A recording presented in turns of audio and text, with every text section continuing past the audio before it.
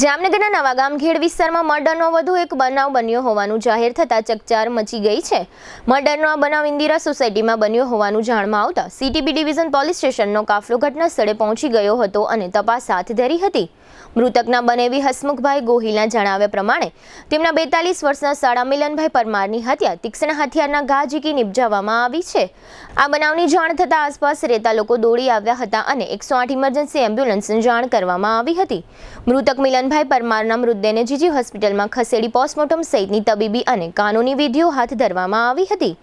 મર્ડરના બનાવ અંગે મૃતકના બનેવી હસમુખભાઈ ગોહિલ અને સિટી ડીવાયએસપી જયવીરસિંહ ઝાલાએ આપેલી વિગતો પ્રસ્તુત છે। જામનગરમાં છેલ્લા 10 વર્ષથી રિયલ એસ્ટેટમાં પ્રખ્યાત નામ ભવ્ય બિલ્ડકોન લાવી રહ્યા છે જામનગરમાં ખૂબ ઝડપથી વધી રહેલા વિસ્તાર એટલે લાલવાડી, જેમાં લાવી રહ્યા છે માત્ર 1 મિનિટના અંતરે તમારા માટે એક પરફેક્ટ લોકેશન પર 3 અને 4 BHK લક્ઝુરિયસ પ્રીમિયમ ફ્લેટ અને કોમર્શિયલ શોપ્સ એટલે ઓર્ચિડ ગ્રાન્ડ, એ પણ 80% લોનની સુવિધા સાથે। तो चलो बात करिए ऑर्चिड ग्रांड ना विशेषताओं અને સુવિધાઓની।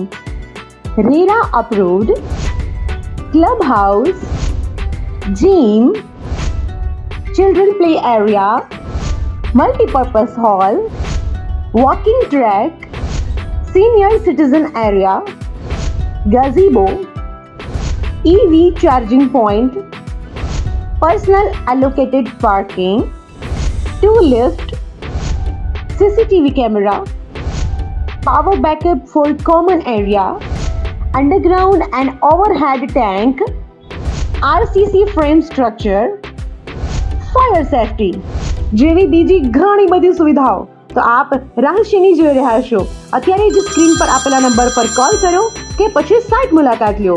અમારું એડ્રેસ છે Orchid Grand near income tax office beside Trimandir, Lalwadi main road, Jamnagar. હવે રાતે ક્યારે મને અટાણે 11 વાગે ખબર પડી ગઈ કે અમે આવ્યા તો અટાણે આવી રીતે પરિસ્થિતિ છે એટલે એનું મર્ડર થઈ ગયું એવું લાગે છે। Jamnagar city B division police station વિસ્તારમાં નવાગામ ખેડ વિસ્તારમાં ઇન્દિરા સોસાયટી એક વ્યક્તિનો મૃતદેહ આજે મળી આવ્યો છે, જેનું નામ છે મિલન જૈનભાઈ પરમાર। એ વ્યક્તિના ઘરેથી એનું મૃતદેહ મળી આવ્યો છે, જેમાં રાત્રિના સમયે અથવા તો વહેલી સવારના સમયે કોઈ પણ સમયે એનું મૃત્યુ થયેલું હોય એવું પ્રાથમિક દ્રષ્ટિએ જણાઈ આવે છે। તેમજ મૃતદેહના પગના ભાગે ઈજા તેમજ ગુપ્તાંગના ભાગે ઈજાઓ એવું પ્રાથમિક દ્રષ્ટિએ જણાઈ આવે છે। કારણોસર અને કેવી ઈજાઓના કારણે એનું મૃત્યુ થયું છે એ પોસ્ટમોર્ટમ થયા બાદ જ જાણી શકે, અને જે માટે આગળની કાયદેસરની કાર્યવાહી કરવા માટે Jamnagar city B division police station દ્વારા કાર્યવાહી હાથ ધરવામાં આવેલી છે।